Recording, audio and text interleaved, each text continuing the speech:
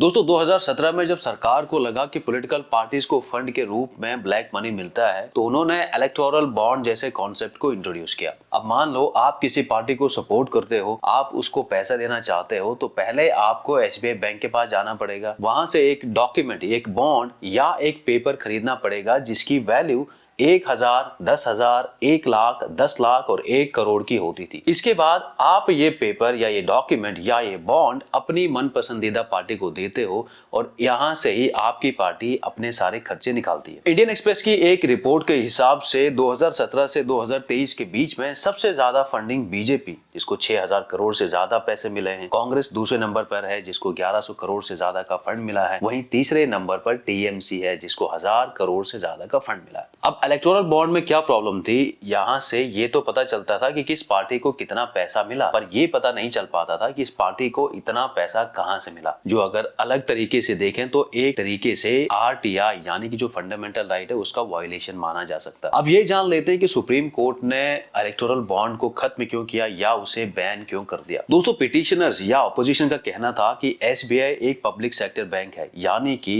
Government bank है, तो ruling party या गवर्नमेंट कभी भी चाहे वो बैंक से ये पता कर सकती है कि किस कंपनी ने या किस इंसान ने किस पार्टी को कितना पैसा दिया है। उसके बेसिस पे हो सकता है कि गवर्नमेंट उस कंपनी को ज्यादा लाइक या डिसलाइक करे। दूसरा था आरटीआई यानी कि राइट टू इंफॉर्मेशन। अब पार्टीज को इतना फंड मिल रहा है, ये कहां से मिल रहा है, आम जनता को इसका पता होना चाहिए, क्योंकि अभी इससे पहले लोगों को ये पता नहीं चल पाता था या लोग इसके बारे में जान भी नहीं पाते थे। तो वो एक तरीके से आरटीआई यानी कि राइट टू इंफॉर्मेशन का वायलेशन था, जो कि हमारा एक फंडामेंटल राइट है। सो ये दो रीजन थे जिसके बेसिस पर सुप्रीम कोर्ट ने इसको बंद कर दिया। अब आज के बाद क्या होगा दोस्तों कि कोई भी डोनेशन किसी भी पॉलिटिकल पार्टी को अगर 20,000 से ज्यादा की मिलती है तो वो पॉलिटिकल पार्टी उसको डिक्लेयर करेगी कि ये उसको कहां से मिला। वहीं कोई भी कंपनी अपने प्रॉफिट का सिर्फ 7.5% ही अब शेयर कर सकती है, जबकि पहले कुछ कंपनीज अपने प्रॉफिट का बहुत बड़ा शेयर पॉलिटिकल पार्टीज को डोनेशन देती थी। यहां तक कि पहले कुछ लॉस मेकिंग फर्म्स भी डोनेशन देती थी, जिससे ये डाउट होता था कि यहाँ पर हमारे सिस्टम में मनी लॉन्ड्रिंग के बहुत सारे चांसेस बन सकते हैं।